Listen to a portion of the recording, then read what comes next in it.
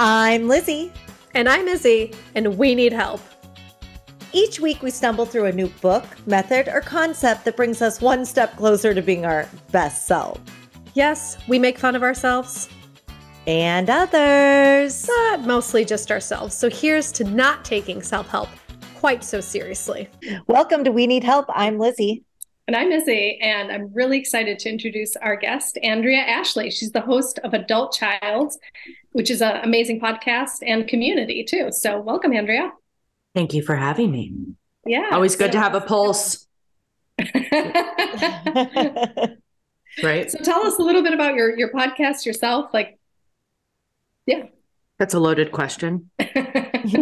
I only ask, I don't ask the small talk questions. Yeah, tell us about your deepest trauma, just real quick. That's what I do. Yeah, I don't like perfect. small talk. Yeah. Professional trauma dumper here. So have you guys talked about Adult Child?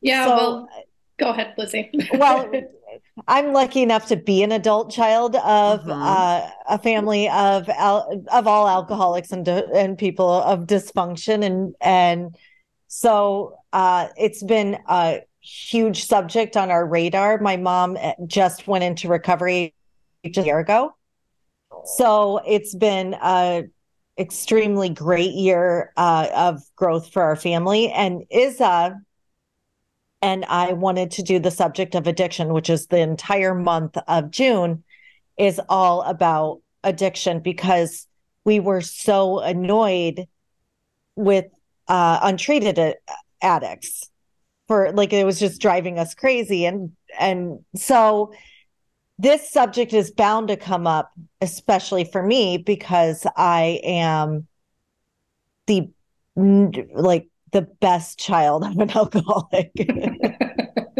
I was going over your Insta and I was like, oh, okay. That's just so me. So thank you for being on. We need you. We need help. Yeah. Everybody needs to know about this.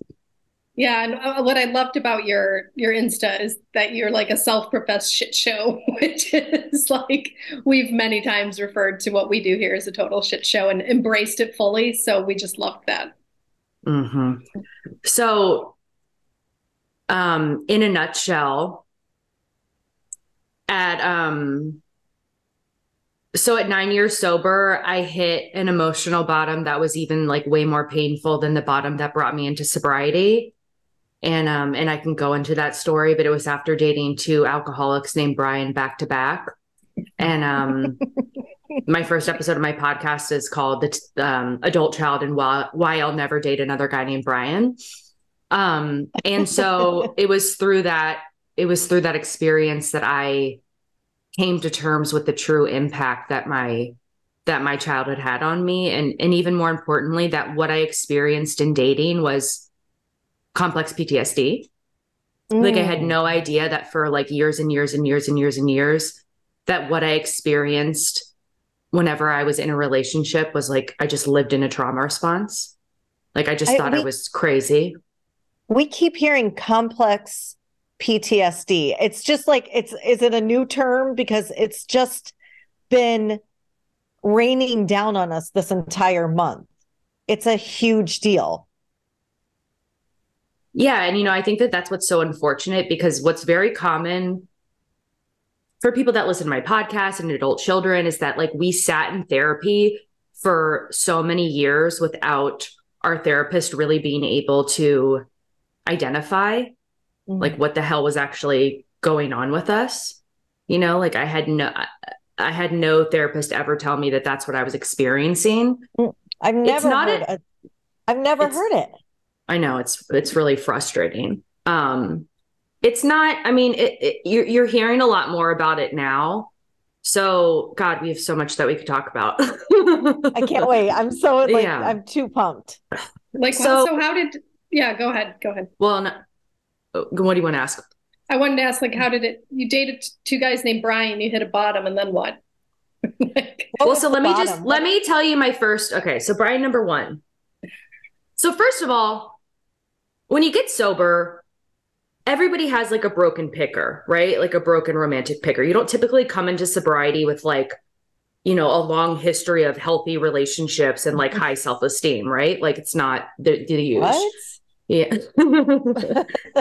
And so, so I dated some duds, but so did all of my other friends that I got sober with. And what happened was like, I saw their pickers improve and I saw them find themselves in like healthy, loving relationships. And my picker wasn't improving, but not just that. In every relationship, I was like, I felt crazier than ever. I acted crazier than ever. It was more painful than ever. And I couldn't figure out like what the fuck was wrong with me. Like I did not understand like what was going on. And I would take these long breaks in between relationships. I was never somebody that just like hopped from one thing to the next. Like I would take a year off, a year and a half off. I would feel so good about myself. I would like be confident that I was going to do things differently in the next relationship. I was confident that I was like not going to ignore red flags. It was time after time after time. I just kept finding myself in the same situation like over and over. And I was beginning to think that I was just inherently flawed and unfixable. And so enter Brian number one. I was living in San Francisco at the time. It was evident on the first date that he probably was an alcoholic. And so wait, let me stop you there. Like let me stop you there, because you're in recovery this whole time, right? Like you're actively you go on the first date, you're like, he's an alcoholic. What makes you go on the second date? Well, this is what he says. So this was so it was a great date. What makes me go on the second date is that I'm sick, right? Like like that I have trauma and I'm constantly trying to, get my mom sober through the men that I'm dating. That's why I went on the second date. So what he said to me was, at a certain point, he was like, "Oh, do you not drink or are you just not drinking tonight?" And I was like, "I don't drink at all." And he was like, "Oh, that's great. I've been trying to cut back on my drinking and haven't been too successful. So I think it's great that you don't drink." I'm like, let's do it. Let's do it. My inner child is like, let's go, baby. I will. Yes. This will be transformative. I am going to fuck your problems out of you. That's like I'm going to fuck my mother's problems out of you. Exactly. But that's just it. Like anytime that's what, and I notice it, even with recovery, like I had a situation like kind of recently, it's like when I sense that somebody is like emotionally unavailable, like my inner child is like, all right, like, let's do the damn thing, Come to me. So Brian number one. Yeah. So we dated for a month and then he ghosts me. And my reaction was as if my husband of 30 years had just tragically died in a plane crash. Like I was inconsolable, couldn't go to work, like became like a non-functioning human. Wow. And it was in that pain that I had my first aha that like, there's no way that the reaction that I'm having right now could actually be about him. Because I'd known him for less than a month and he clearly had a drinking problem. And the second aha that I had was, this is a feeling that I felt often as a child. And that was like the first time that I connected the dots. And I want to circle back to that feeling eventually, because it's something called an emotional flashback. And so it was like about a couple months later, I go to an AA meeting. This woman, I had 7 years sober at this point with Brian number one. I go to a meeting and I hear this woman with over 30 years of sobriety talk about how when she was 7 years sober, that she had hit this emotional bottom as a result of a relationship and came to terms with the true impact that her childhood had on her. And she mentioned adult children of alcoholic and dysfunctional families. So I go home after the meeting, I read the book, my mind is blown. It was like for the first time, I was actually like seeing on paper all the things that I had felt, thought, did when I thought that I was the only one, And the next week I go back to that meeting and she's there and I go up to her afterwards and I'm like, thank you so much for sharing that. I read the book. And she looked at me and she was like, that's great, Andrea, but I just want you to know that like just reading this book isn't going to be enough. Like this is your life's work. This is going to take you years and years and years of therapy to work through. And if you could just read a book, if you could just read a book, imagine all the Christians out there that would actually be good people. Exactly. Exactly. Yeah. Oh, yeah. I love what you like your aha moment that your reaction is not like that takes a lot of insight because a lot of people don't feel that, like they just react that way and they think that's normal. And so that's an incredible amount of insight to think like this reaction is not adequate to what's happening. And I had a friend in recovery also say, if my reaction is hysterical, that means it's historical. Exactly. If it's hysterical, it's historical. And that's what, and we'll get into it more, but like, that's what complex PTSD is, complex trauma. And so I looked at her and I was like, years? Like I was like 28. I'm like, I don't fucking have years. I need to have this shit fixed like yesterday, but at most a few months. And I really just hoped that her childhood was like way more fucked up than mine, you know? And so I was like, okay, I'm going to take a year off from dating. I've read this book. Like, surely that's going to be good enough. Well, September 2017, enter Brian number 2, the most painful, crazy 6 months of my entire life, like leaving work at 11 in the morning to go pull him out of bars, just absolute insanity, just feeling like just as acting in just the same ways as if I was, you know, actively using. And it was when that relationship ended that I really was brought to my knees and saw just how powerful what I was dealing with was, and that I did have to treat this like as seriously, if not more seriously, than my alcoholism. And what were you trying to relive? Because I'm relating so much to you, but I'm just wondering, like, were you trying to relive getting your mother to quit drinking? None of this is conscious. Yeah, I know. That's what I'm like. But I mean, what is the trauma you're trying to work through at that point? For me, I can hear in it immediately, like, pick me instead of your drinking. Mm-hmm. You know, because I begged my mom. My mom still, like, it was a joke for 30 years in our family that if I would start crying when she put on lipstick. Mm. Well, I knew she was going out and I knew she wouldn't be my mom for 3 or 4 days. Mm-hmm. She wouldn't be the same. Mm-hmm. So like, I know I was always trying to get people to pick me over whatever. Mm-hmm. So I'm an only child. So I found out my mom was an alcoholic when I was 7. So we were out to dinner one night and I could tell that something was off. And at a certain point, my mom brought me to the bathroom and I asked her what was wrong. And she said that she was an alcoholic. And given that I'm 7, I don't know what the fuck that means. And I asked, and she was like, it means I can't drink.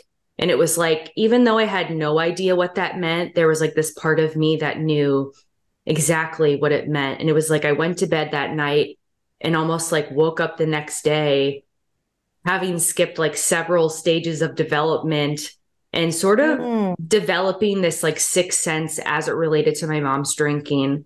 My dad was a workaholic. He was out of town a lot.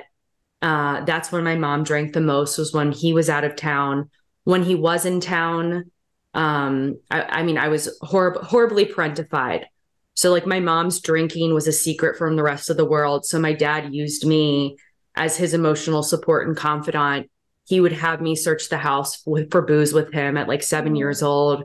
I remember going into the liquor cabinet with him, using a paint stick to like measure and monitor how much was in each bottle.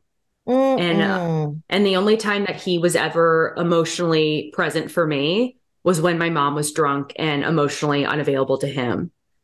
And so, so did that cause you to like sort of sometimes want her to drink so you could be closer to your dad? No. Okay. No. I mean, my mom was the best. Like, my mom was the most amazing mom ever, except for when she drank. And that is so hard. My mom is the same exact way. I call her, she's Christmas in a human being. And then she drinks, and that all goes away and she is an angry toddler. It's a light switch. Yeah, my mom was never an angry drunk, but she just, she wasn't present for me. And so my head, she wasn't angry like that. She wasn't angry when I was a kid. She would just shut down and go into like a 3 or 4 day Joni Mitchell gallon of wine kind of stoop. But she has like since gotten, more and more belligerent and angry. Yeah, my mom's really sick. Anyway. So when whenever my dad was out of town, I would always fall asleep in my own bed. And then in the middle of the night when I'd wake up to pee, I would go and like sleep with my mom for the rest of the night. And it was kind of like a fun, like sleepover type thing. And so one night I wake up in the middle of the night and I walk into my mom's room and the lights were still on, the bed was still made. And I went downstairs and she had passed out on the couch down in front of the TV. And I just remember like just having to, like help her upstairs and get her to bed. And I just remember like hysterically crying. And so it was like around when I was 9, there was one night where I just woke up in the middle of the night. My dad was in town and I just felt like I was going to die if I didn't sleep in my mom's bed. Like I just was like hysterical and they kept like walking me back and forth to my room. And I was just like relentless. Like I felt like I was going to fucking die if I couldn't sleep in my mom's bed. And eventually they relented. And then it started this cycle where like every night I would fall asleep in my own bed. And then in the middle of the night, I would go and switch places with my dad. And then after a few, I don't know, however long of this going on, they sent me to see a psychologist. And I remember asking my mom later as a teenager, did you ever tell that therapist that you were an alcoholic and that you and dad fought all the time? And her response was, no, it didn't seem relevant. And so I became like the scapegoat, like the identified patient at the age of 9. And really what that was, and I made a reel about this recently, like not being the problem child, but being the child that's trying to communicate the problem, right? Like this was I me. saw that. It was so good. Sounding the alarm bell of that. And it didn't really work. And so then I started to drink and use drugs at 12. And guess what? That worked. That worked in fixing the family. So, question, because you also reached for those substances, were you able to understand your mom better? Like, how does that affect how you see her now going through your now I have a lot of compassion for her. At the time, no. I mean, I remember I went to my first AA meeting with her when I was 12. I wasn't, not for myself, but it was an open, AA meeting. And, I remember I raised my hand and I said, hi, I'm Andrea and I don't want to be an alcoholic. And I was in the treatment for the first time, like less than 2 years later. Wow. So it's heartbreaking. It is. And so then, I just really started to act out like in middle school. And then in the 7th grade, I went to a private school and I became like the school slut. Me and my friend went to this high school party. We gave 2 of the guys blowjobs. It got around the whole school. And then like literally overnight, I became the girl that no one was allowed to be friends with and that no one wanted to be friends with. That's trauma too. That rejection. Yeah. And we talk about like toxic shame, which is like this concept of like internalized shame. So when we internalize an emotion, it no longer functions as an emotion. It becomes one's identity. And the seeds were already planted there with my parents, like making me the problem. And, and then that experience in middle school, like just like really, really supplanted like shame as my identity. And what John Bradshaw, he came up with the term, what he talks about in his book, Healing the Shame That Binds You, is that it goes one of 2 ways. Once it's internalized, you either go the shameless acting in route, which is where you essentially try to be perfect to avoid any future like shaming incidents, or you do the shameful acting out, which is essentially where you kind of like lean into the shame and perpetuate more of it. And that's You do like the, that's what can you do both? I wish can you oscillate? Because like, I mean, typically you go one or the other, but I mean, okay. Yeah, I think you can go both ways. I'm sure. I'm a Gemini, so I feel that I did both. I feel like I've done both too. So yeah. And so that's what I did. And it was like, it from that point on, it was like, I had to be inebriated to survive, you know, and I got sent to rehab for the first time when I was in the 8th grade. wow. And then it was like, just for the next several years, just in and out of rehabs, boarding schools, outpatients. But what I said is like, it did work. Like during this period of time, like my mom stopped drinking and my parents stopped fighting as much, because it was like they had to come together to deal with me. Yeah. So you fixed them. Mm-hmm. That's such I did the same thing in a way. Like my mom raised me, luckily. I mean, she raised me to take care of my sisters and to take care of everybody. And I just was raised as like, and I still am, like, I still do it. I try very, very hard not to do it in a toxic way, but like to care for her and to care for my sister at all times. And there, you wouldn't believe the shit that I find myself accidentally doing. Like my dad was, he had lung cancer. And of course, I see him, he's eating like processed foods, shit. Instead of being like, here's a few like things you shouldn't be eating, here's an article. I went and bought all new food for them, cleaned out their cabinets and like cooked for them for a month, probably, like their food, and put it in there, or at least 2 weeks. And I'm like, that's just not normal to do.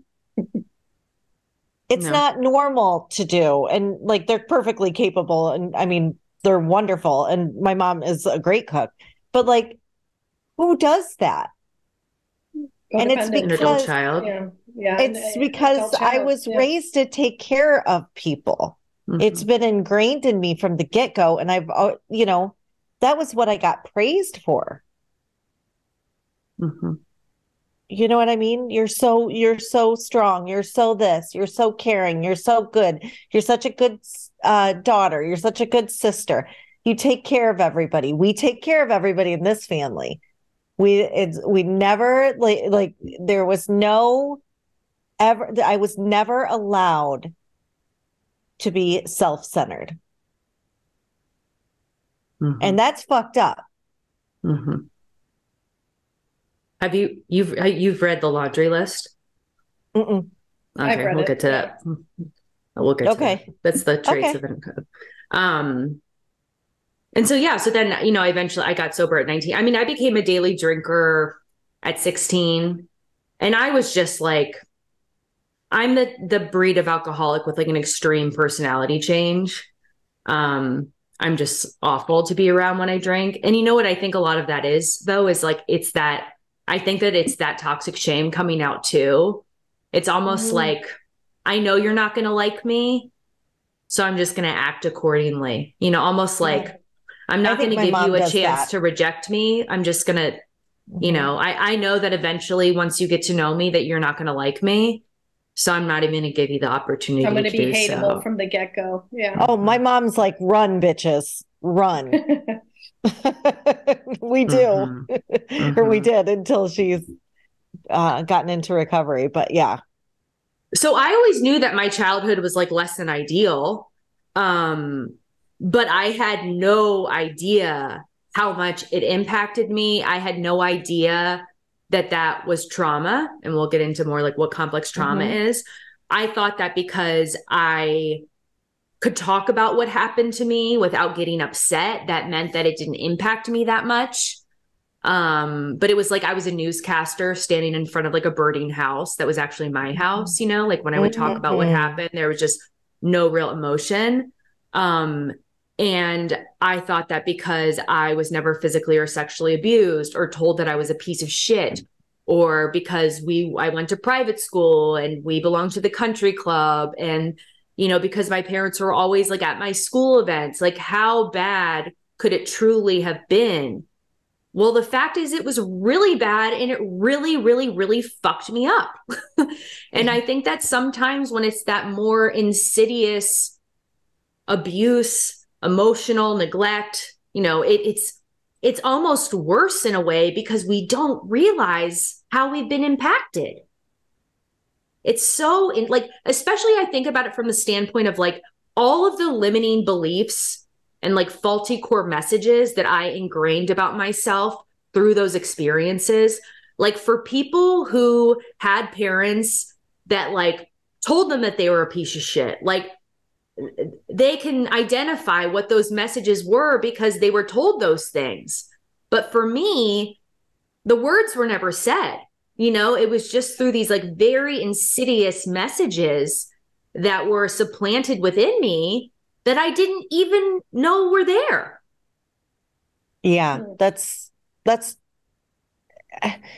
what I mean. From the outside, it's like, okay, they were trying, they were getting you into rehab, they were doing all these things.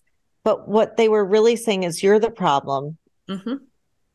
And they weren't taking any responsibility themselves. I'm like wondering, because I have an 11-year-old and I'm really trying hard not to fuck her up, you know, like, and it's heartbreaking to think that you're this little human being and you're being blamed for the entire family's issues. Yeah, it's heartbreaking. It is heartbreaking. Did your mom or dad, like you mentioned you went to an AA meeting with your mom, did she ever try recovery herself? Like, did she ever give it a go? Yeah. So she was, like I said, she kind of stopped drinking while I was acting out. And but she never like really like fully did the deal. Sorry, my cat is joining us. That's okay. This is Kiki. Hi, Kiki. Oh, a tuxedo. We love them. That's next radar. Yes. So she she stopped drinking for a while, and then when I got sober at 19, she was going to meetings with me. She never like fully did the deal. And I was probably like a couple years into sobriety where there was this one time where she went to go visit her mother, and I could tell like within seconds, like of being on the phone with my mom, if she's, you know, I just remember having this one phone conversation with her where she sounded like she had been drinking. And I remember talking to my sponsor about it because it was like nothing else happened. She was like, well, if she was, like, more will be revealed. And then like slowly over time, like it became evident. And God, it's such a long story. Like I could talk about it for forever, but like her alcoholism, like has just, they're both alcoholics now. They're both like so sick. And especially when I started to really work on these issues and not participate in the family in the way that I once did, when I stopped kind of playing my role. And this is very common experience. Like the rest of the family like views that as like, they will attack because it's like all about, and none of this is conscious, but it's like, it's all about like keeping the dysfunction kind of alive and thriving. And, you know, if it's like the way that I describe it is like, it's not getting involved, but it's also like, I'm also not going to participate in the family denial. So like, I'm not going to get involved, but I'm also not going to pretend like nothing's going on. Like the way that I like to describe it is like, I'm going to acknowledge the elephant in the room, but I'm not going to try to carry the elephant out of the room anymore.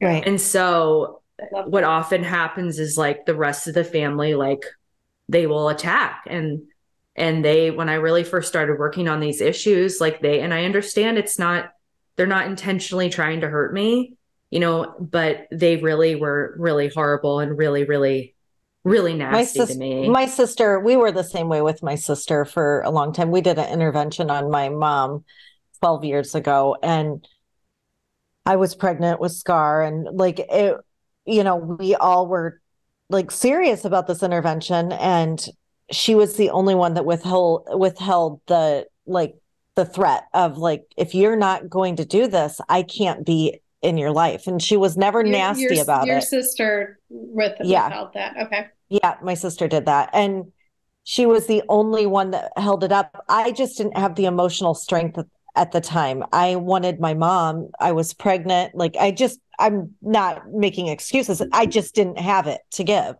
at the time. And my dad, my stepdad, who's like the best codependent ever known to man. Yes, really. He's really good. Like you don't get an award for being the best codependent to an alcoholic, but you know, not only like, I mean, I was never like nasty to her because she is my like original ride or die, but like super nasty. But I mean, I still came at her for my mom. I was like a flying monkey. And then, but her friends, they all came after my sister. Our family members came after my sister. Like, and she really was vilified. What is it? Vilified, yeah. Vilified for, you know, who trying to protect herself and trying to, you know, do what she thought was best to get my mom in a healthier place. I mean, it's the truth. And well, it also was about her, like, not just that, like it was doing what was best for her. She had to protect herself and her children. And like, I have obviously apologized, you know, deeply for making her feel bad for, you know, trying to do what was best for her. And I think that that's really important when it comes to alcoholism, especially, and addiction, is like, you really, you know, you don't have to do anything except for do what is healthy for you. Like, I wish I would have seen that so much earlier. It's heartbreaking. And she still gets shit. She's still known as she's still known as, you know, kind of the battle axe of the family. And she's not. Yeah. I mean, we do call her Chuck Norris, so she's not like exactly a warm fuzzy, but you know, it's just, it's heartbreaking when that happens. I'm sorry that happened to you. They've come around. I mean, I think they've realized that like, I'm not going to have a relationship with them if they treat me that way. And so they've come around and they're very like, they're really proud of me. Like, obviously they can't really listen to the podcast. I mean, they do some, but like, they're really proud of me for, they see the impact that I'm having, and they've been like extremely supportive, and I know they're proud of me in the way that they can be. And, you know, I've just through a ton of therapy. It's like, I've figured out a way to have a relationship with them that works for me. You know, it has to be, there's a lot of space, a lot of boundaries, but, I do want like them to be in my life. And for some people, they can't have, you know, some people, like if they want to heal and they want to get better, they really do need to cut those ties. And for me, it's just been like through a lot of practice. Like I've learned how to make it work for me to where it's not like detrimental to my well-being. So what were your first steps? Brian, number 2, that ended, like, what were your first steps into the recovery world of adult? I Googled adult children of alcoholic therapy. So I had a therapist for, I guess, around 4 years. I started working with this one therapist, and she was so helpful to me in so many ways, but like, this wasn't her area of expertise. You know, she was never really able to identify exactly what was going on with me. So I Googled adult children of alcoholic therapists, and I found there's this woman, her name is Stephanie Brown, and she's like one of the pioneers of the ACA movement. And she actually was in the Bay Area. And so I reached out to her and told her what was going on. And she's like, I don't have any availability, but I have a woman that works in my practice who's in San Francisco, like give her a try and see if it's a good fit. And so that's Mary. And I started seeing her twice a week. I saw her like twice a week for the first year and a half. And this woman like fucking saved my life. Like, oh my God. She saved my life. And like, I wholeheartedly know that there was just so many things that happened that like, the stars aligned. Like, I know that I went out to San Francisco because I was supposed to like date the Bryans. And I know that I went to San Francisco because I was supposed to meet my therapist, you know, and part of hitting that bottom was the realization that I had never really considered what a fulfilling career would look like. Like, all I had cared about was like finding a guy and getting married. And at the time I was a CPA, I was working for KPMG, and I had never really considered like what would be fulfilling for me. And so like, not only did I embark on this journey to like heal my childhood, I also was like, let's figure out like why the fuck you were put here, you know? And it was just like this crazy, like several year journey of just like healing and like learning about myself and like learning what like that my vulnerability and like my authenticity, just what my true strengths were that like eventually like led me to launch the podcast. And it's just been this like really crazy like experience of like, you know, I found my calling and my purpose, and I know like everything happened, you know, the way that it was. You're here doing your job that you came here to do. Yeah. That is amazing. That's amazing. I think that like adult children of alcoholics, like, you know, when you come into adulthood, you're like, okay, I had the perfect childhood, because it's literally the only childhood you ever had. So it's like, I loved my childhood. My mom was magical. Like, I didn't see any of the holes in the cheese, you know? And then as you get older and you realize that you start like, my mom said to me, she goes, why, at one point, this is a couple of years ago, why do you pick women in your life to be friends with that do nothing but take from you? And you're like, you want to know why? I'll tell you why. Nothing but take from you. And like, do you not know your worth? And I was thinking to myself, because I do have a tendency to pick people who are, or I did, I'm not anymore. I've really cleaned up my shit, but like, you know, people who take more than they give. And I just remember thinking, she asked me that, and she was so genuinely asking me, like, because she was worried about me. And I just thought to myself, I do that because you never like made me feel. Did you just hold up a little mirror? A little tiny mirror. No, you know, but it hit me at that point, like she had no idea what her abandonment looked like. No shit. I do want to make this point very clear. So a lot of people think that this term adult child is just like for adult, like alcoholics, and it's adult children of alcoholic and dysfunctional families. So when the term came about in the late 70s, the story behind it is, so there was a group of, they were in Alateen. So this group of teens that were in Alateen, they came of age and quote unquote graduated into Al-Anon. And what they realized was that they couldn't really relate to what people were talking about in the Al-Anon meetings, because they were mostly talking about their spouses or their kids. Sure. And like they were trying to just like deal with the aftermath of having grown up in this alcoholic family.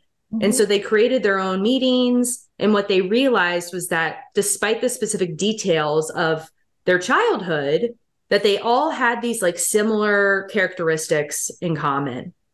But what they found was, the laundry list. And so but within like about 10 years of that, both like the medical and mental health community realized that there were a ton of different types of dysfunctional family systems that could produce an adult child.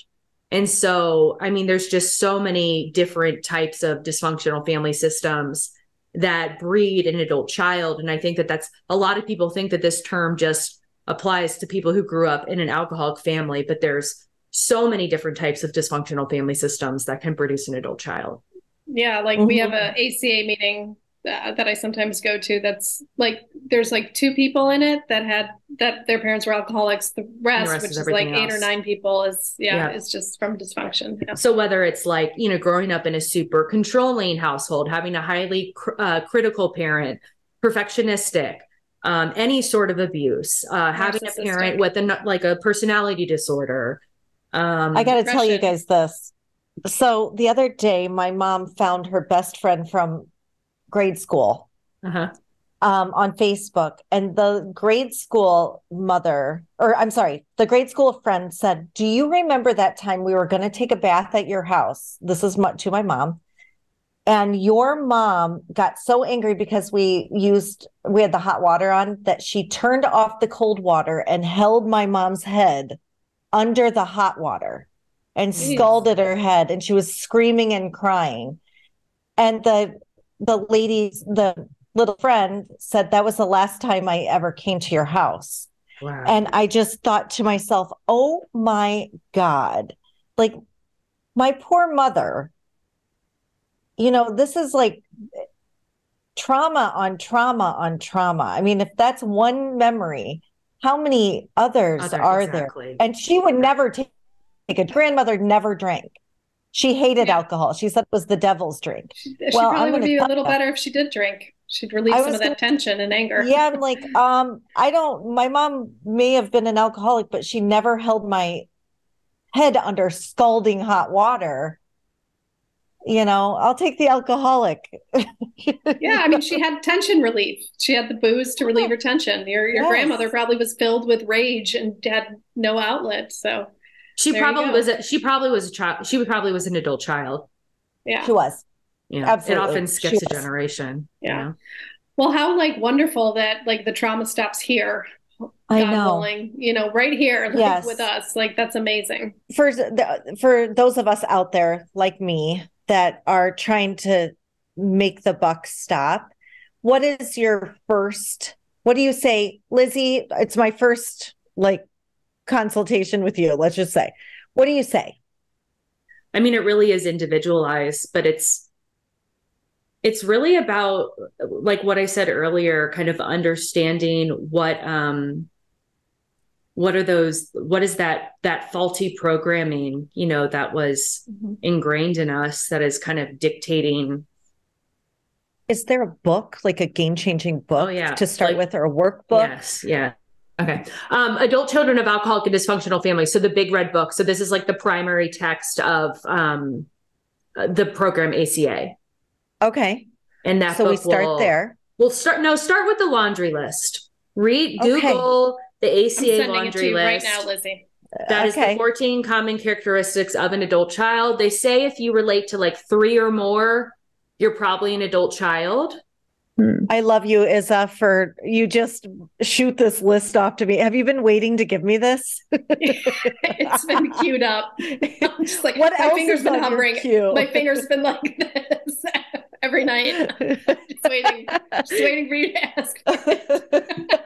What else do you blow your mind? in Amazon? You have the lipstick that would look best on me. My cart for you is $900.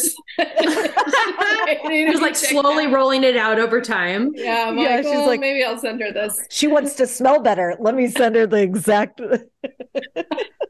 The one thing that I do think would be helpful to say, since I know we don't have that much time, is I want to circle back to what an emotional flashback is. Oh, yes. So, I want to know what. So basically, it's described as an amygdala hijacking. So that feeling. So what happens when you have complex trauma is essentially, it's little things that happen over and over and over throughout your childhood.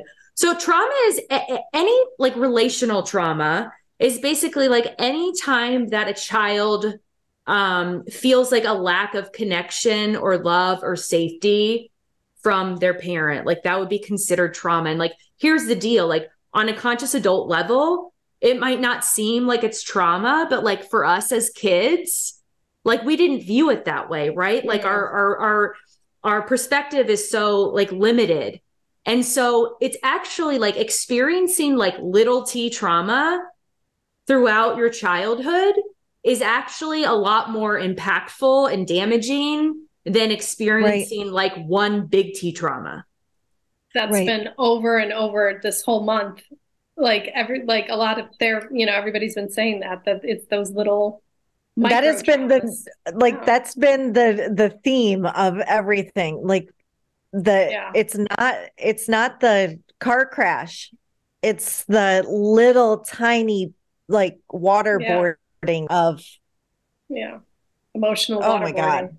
Yes. So when I talk about when I say that I experienced complex PTSD in dating, these are the 3 ways that it showed up. So it's number 1 is emotional dysregulation. So I would go from 0 to 10, 10 to 0. If I felt the relationship was in a good place, I felt I was in a 10. If I didn't, I was at a 0. like, let's say I'm waiting for a guy to text me back, like I'm at it. And as soon as I like hear back from him, it's like all the way to 10, right? Like within a matter of seconds. Yeah. And the next would be like hypervigilance, right? So it's like, I would constantly just be waiting for, the shoe to drop, like looking for any signs of abandonment, right? Like, over analyzing text messages, like, oh, he used a period instead of an exclamation point, like how long it, I know smiley faces. And that comes back to like what we were talking about before of like the inconsistency in a parent and like never knowing, like, when am I going to lose my mom? It's like all of these things, like these were all survival mechanisms, like that we had to take on, like as kids, like we had to learn how to read our parents really, really, really well in order to survive, right? Like this is what kept us alive as kids. However, these survival tools turn into liabilities, as adulthood. So that's it. Like the hypervigilance, just like constantly on guard for like any sign. I don't have an off switch. Yeah. Squirrel brain. Yeah. And then the last piece is like the emotional flashback. So like that feeling that I was going to die. And so what happens with like this trauma in the brain. So what happens like as a kid, basically what happens is like you experience these experiences, and the rational, the thinking part of your brain. Did it switch over? Can you still hear me? No. I can hear you. Yeah. We can hear you. So basically like the emotions are kind of stored in your brain, but your brain never made sense of like what happened. And so it's basically kind of like these fragmented memories. And so anytime that something happens that like resembles this unprocessed trauma that gets triggered, we have this emotional flashback, feeling the exact same feelings that we felt as kids, but there's no like words or images or anything associated with it. So we think that what we're experiencing has to do with the present circumstance at hand. Right. We have no idea that what we're feeling is, so like that was it. Like when I would experience that, I mean, I felt the exact same way that I felt when I had to sleep in my mom's bed at night. Right. But I had no, like, but for me, it's like, I felt like 100% that it had to do with this situation and this guy. Yeah. That's super interesting. Oh man. So your podcast, like you have how many episodes, how long have you been going? And you have a whole community. Can you tell us a little bit about that? Yeah. So I started on, my first episode was March 35th, 21. And I just started it in the closet in my room, on the floor, no prior experience, like having no idea what I was supposed to do. And it really just like blew up overnight. Like I got to go on Dr. Drew's podcast a couple months after I launched, which was just, that's so cool. Yeah. It's such an important subject. And it covers, I mean, there's so many topics included in that, right? Like you talk about so many different things. How often do you post? How often do you publish? So I do a regular episode every Wednesday, and then I started doing on Saturdays. It's called Shit Show Saturdays. So that's where I interview a member of my community. Okay. Which my community is called the Shit Show. And so the problem is that like there's not a lot of, it's hard to find quality ACA meetings, I think, and you might be able to relate to this. Like in AA, there's like, I believe they're called bars. Yes. Exactly. In AA, like we can like laugh about, we can find kind of like the humor in our stories. And a lot of the ACA meetings that I found were very like doom and gloom. And so there seemed to be like a real need for some quality meetings. So that's why I started my community. So we do 3 groups a week, 3 Zoom groups a week. I'm adding more. But it's just people all over the world. And it's just been like, my personality filters through a certain type of person, right? Like you have to be okay with like saying fuck. And like, you have to be okay with like calling yourself a shit show. So that like, and it's just, Which is why we're together now. Like we were I'm drawn like, right shit in. show. I'm writing her. Yes, she's perfect. But I found like my family, like, Mhm. like the connections that have been built. It's so fucking beautiful. And I just had our second retreat. So we went to Austin a couple weeks ago. We got an Airbnb and like, we just like hung out and ate and played games and laughed. And it's just the most amazing community ever. Like, you know, there's no shame, there's no judgment, like, you know, and that's what I found is like, and that's how part of the way that I started the podcast is like, I was having all these experiences with strangers where like, whether it's like on the bus or like in an Uber or like in line at a store or at a concert where like, I just open up about myself, you know, in a second. And having these like fucking profound experiences. Yes. Because I was so vulnerable that other people felt comfortable doing the same, you know? And people saying like, I can't believe I'm telling you this. Like, I haven't said this to anybody. Yeah. And so I think that's my gift. Yeah. People, it is your gift. Where can we find you, Andrea? Adult Child Pod Adult Child anywhere, everywhere, anywhere. Search for Adult Child Pod on Instagram and TikTok. Yeah. So please reach out. We absolutely adore you. We really do. Like, I feel like we just scraped the surface. I feel like we did too. And I feel like this is going to be a thing for us. Like, I hope we get to see you so many more times. And me too. I definitely am going to join your community for sure. I think you should go to a meeting, Lizzy, and then I'm gonna talk about it. I would love to hear about it. Absolutely. Yeah, I'd be happy to send you a link. I'll be happy to let you check one out if you want to. I can send you we meet on Thursdays at 8:30 p.m. Sundays at 3:30 and Tuesdays at 1.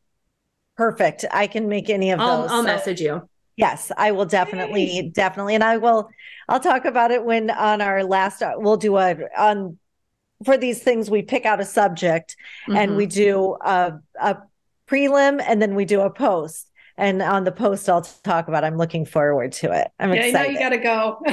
Now we got to go. Podcast. I'll do it for me. Right. I'll do it. Well, guys, I got to go because I got to go chair. Yeah, I will. And I'll send you these files. I'll send you the audio files. So thanks so much for asking me. I really appreciate it. Thank Andrea, you. We really love you. Thank you so much. Yeah, this was great. This was awesome. Yeah. Bye. Bye. Bye. Thanks for joining us this week on We Need Help, the podcast, the duct tape of self-help. Please visit our website, weneedhelpthepodcast.com, where you can find links to the show on Apple Podcasts, Spotify, Stitcher, YouTube, and all the others, so you'll never miss a show. You'll also find links to the books we've reviewed and our amazing store. If you enjoy this podcast, go right now, because if you're anything like us, you'll never do it later. Like and share our page and episodes on Facebook, Instagram, YouTube, or just tell a friend about the show. That would help us out too. Also, feel free to let us know what you need help with, and we'll try to cover it in a future episode.